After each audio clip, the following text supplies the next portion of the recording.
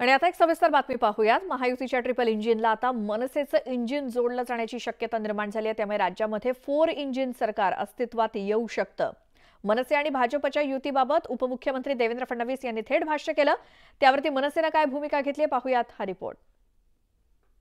हम लोग एक व्यापक विचार वाले लोग हैं। क्षेत्रीय अस्मिता ये तो होनी चाहिए। कोई अगर महाराष्ट्र में रहकर मराठी की बात करता है तो करनी ही चाहिए, लेकिन एक्सक्लूजन में बात करना ये हमारी पार्टी को मान्य नहीं था। हम व्यापक विचार रखने वाले लोग हैं, इसलिए हम में कुछ दूरियां थी, लेकिन विचारों की दूरियां तो धीरे धीरे समाप्त हो रही है। उपमुख्यमंत्री देवेंद्र फडणवीस यांनी नेटवर्क 18च्या कार्यक्रमात आगामी काळात मनसे सोबतच्या युतीबाबत काय घडणार यावर वक्तव्य केलं। मनसेनं मराठी सोबतच हिंदुत्वाचाही मुद्दा हाती घेतला, त्यामुळे दोन्ही पक्षांमध्ये आता मतभेदाचा मुद्दाच राहिलेला नाही। परिणामी राज्यातील ट्रिपल इंजिन सरकारला मनसेच्या रूपानं चौथं इंजिन जोडलं जाऊ शकतं। भाजप आणि शिवसेनेच्या डबल इंजिनला आता अजित पवारांच्या राष्ट्रवादी काँग्रेसच्या रूपानं नवं इंजिन जोडलं गेलं।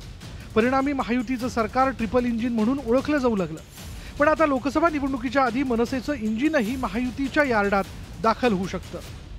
मला वाटतं राजसाहेब ठाकरे पहिल्यापासूनच कट्टर हिंदुत्ववादी आहेत, होते आणि भविष्यात पण राहणारच आहेत। आणि मला वाटतं वर्तमानामध्ये कुठलीही गोष्ट राजकारणात अशक्य अशी नसते। या निमित्ताने एवढंच तुम्हाला मी सांगू शकतो। मनसेच्या नेत्यांनी युतीबाबत सावध वक्तव्य केलंय। मात्र अवघ्या काही दिवसांवर आलेल्या लोकसभा निवडणुका आणि त्यापाठोपाठ होऊ घातलेल्या विधानसभा निवडणुका यामुळे राजकीय घडामोडींना वेग आला। मनसेनंही राज्यात लोकसभेच्या 14 मतदारसंघात स्वबळावर लढण्याची तयारी सुरू केली आहे। या सर्व पार्श्वभूमीवर उपमुख्यमंत्री देवेंद्र फडणवीस यांनी सूचक वक्तव्य केलं। त्यामुळे मनसेचं इंजिन कोणत्या ट्रॅकवर जाणार याची उत्सुकता निर्माण झाली आहे। Bureau report, news 18 Lokmat.